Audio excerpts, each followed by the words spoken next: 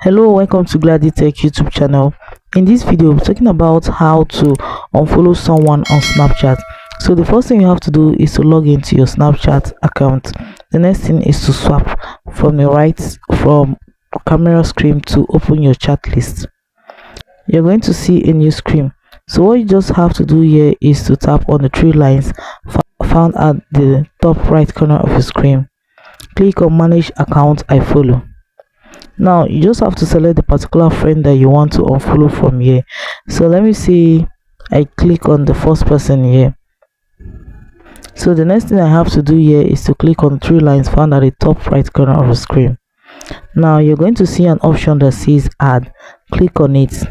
Now if you want to actually remove this person from Snapchat or unfollow this person from your Snapchat, you just have to click on yes, and it's going to automatically be removed from your Snapchat. So guys, that is it on how to remove someone on Snapchat.